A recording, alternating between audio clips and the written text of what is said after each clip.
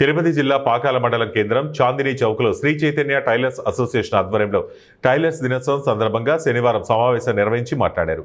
ఈ కార్యక్రమానికి ముఖ్య అతిథిగా సిఐటియు జిల్లా నాయకుడు మధుసూదన్ రావు ఇచ్చేసి మాట్లాడారు. పెద్దగోరపాడు పంచాయతీలో ఉన్న తెలుగు తల్లి వృద్ధాశ్రమంలో వృద్ధులకు దుప్పట్లు, పండ్లు, దుస్తులు పంపిణీ చేశారు. అనంతరం వారి మధ్యలో కేకు కట్ చేసి అందరికీ పంచిపెట్టారు. మధ్యాహ్నం అన్నదాన కార్యక్రమం నిర్వహించారు. ఈ సందర్భంగా వారు మాట్లాడుతూ పాకాల టైలర్లకు సమగ్ర చట్టం అమలు చేయాలన్నారు.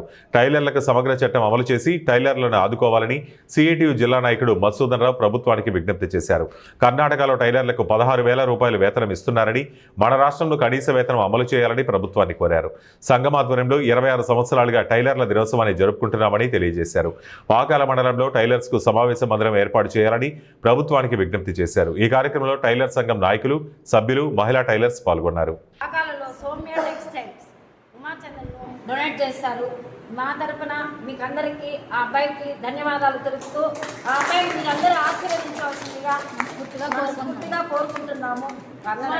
సౌమ్య టెక్స్టైల్స్ ఉమాచందర్ ఆ అబ్బాయి మీకు ఈ బట్టలన్నీ డొనేట్ చేస్తున్నాడు. కాబట్టి ఆ అబ్బాయిని మీరు సదా భగవంతుడు ఎల్లవెల్లలా చల్లగా కాపాడాలి.